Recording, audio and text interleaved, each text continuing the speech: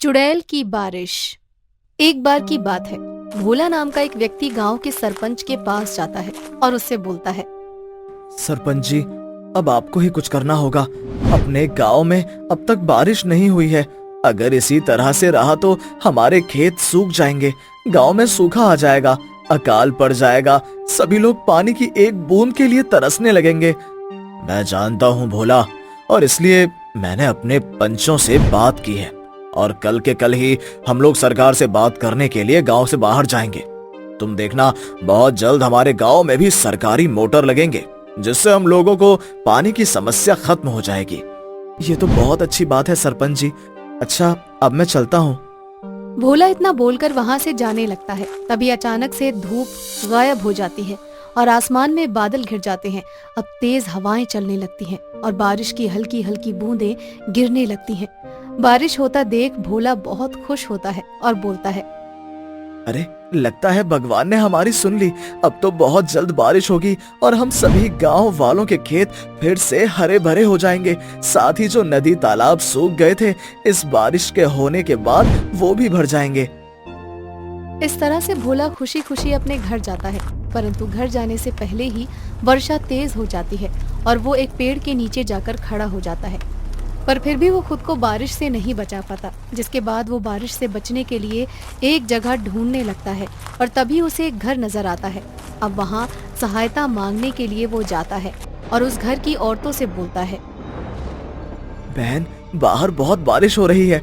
अगर तुम बुरा ना मानो तो क्या मैं कुछ देर तुम्हारे घर में बैठ सकता हूँ?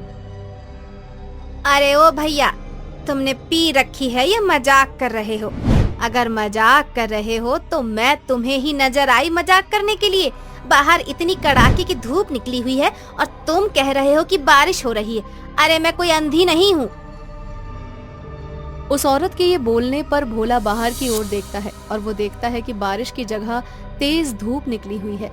अब वो ये देखकर हैरान हो जाता है। उस औरत से वो माफी मांगता है और वहाँ से जाने लगता है और एक बार फिर तेज बारिश होने लगती है। ये देखकर भोला को कुछ समझ नहीं आता और वो डरने लगता है। जिसके बाद से उसे एक चुड़ैल के हंसने की आवाज आती है। जिसके बाद वो एक पेड़ के पीछे जाकर छुप जाता है। तभी वो चुड़ैल उसके सामने आ जाती है और उससे बोलती है, क्यों रे भोला, तू मेरी बारिश से छुप रहा है? देख, आ गई मैं।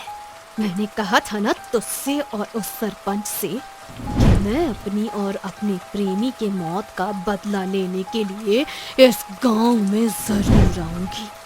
और जब मैं इस गांव में आऊंगी तभी बारिश भी होगी।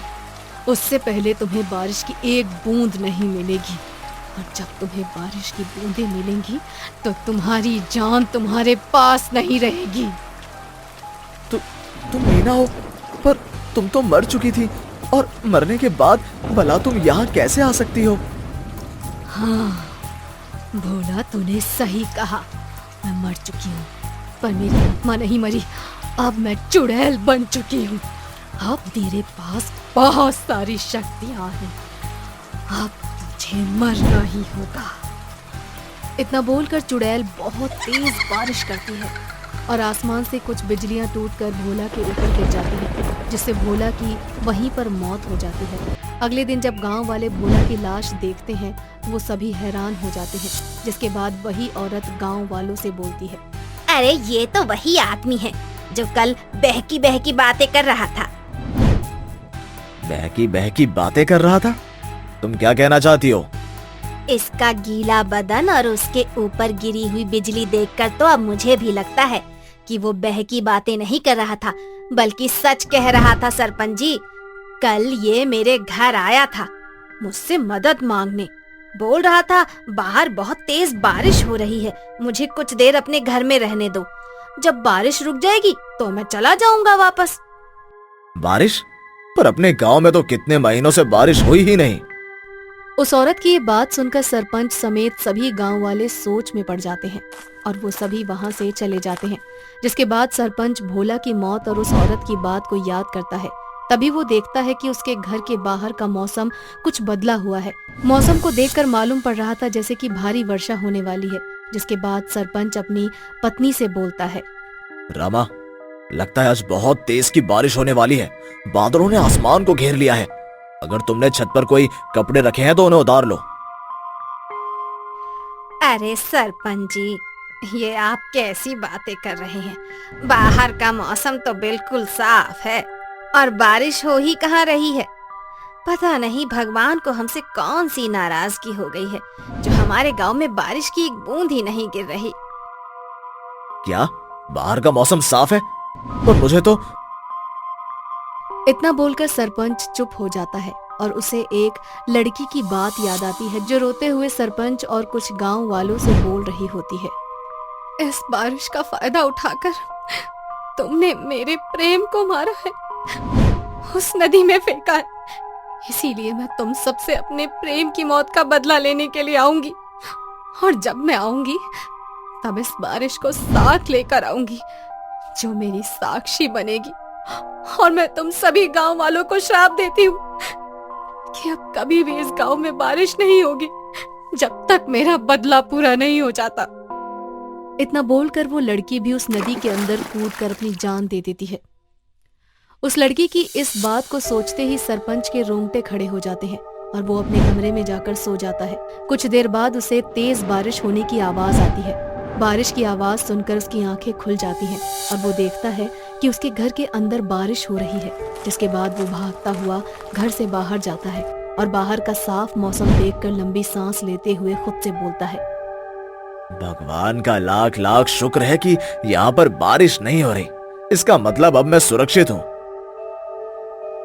ये सोचकर सरपंच लंबी लंबी सांसें ले ही रहा होता है कि तभी तेज बारिश होने लगती है। बारिश होने के साथ उसे एक चुड़ैल के हंसने की आवाज भी आती है और चुड़ैल के हंसने की आवाज सुनकर सरपंच वहां से भागने लगता है कि तभी वो चुड़ैल सरपंच के सामने आ जाती है और उसका गला पकड़कर उसे बोलती है, कहाँ भाग रहा है सरपंच? तुझे मारने के लिए तो मैं वापस आई हूँ और अपने साथ इस बारिश को भी लाई हूँ जो मेरी साक्षी है, मेरे प्यार की गवाह है कि उस दिन बारिश वाली रात को तुमने मेरे प्रेम को मारा था।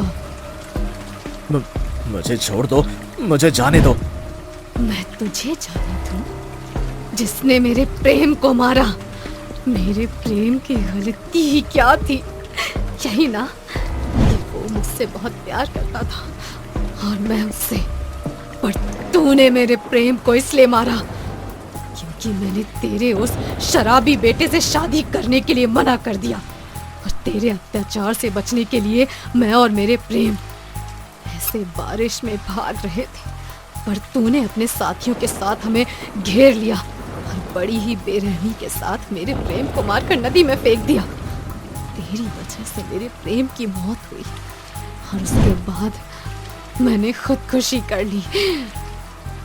मुझे सब याद है, पर फिर भी मुझे छोड़ दो, मुझसे गलती हो गई। गलती की है तो उसकी सजा भी भुगत। इतना बोलकर चुड़ैल उसे हवा में फेंक देती है और उसके ऊपर भी बिजली गिरा देती है जिससे सरपंच की भी मौत हो जाती है। और इस तरह से चुड़ैल अपने हर गुनहगारों को इसी तरह से मार देती है और अपनी मौत का बदला ले लेती है। बदला पूरा होने के बाद वो उस गांव से हमेशा हमेशा के लिए चली जाती है, जिसके बाद उस गांव की खुशियां एक बार फिर से वापस आ जाती हैं और फिर से गांव में वर्षा होने लगती है।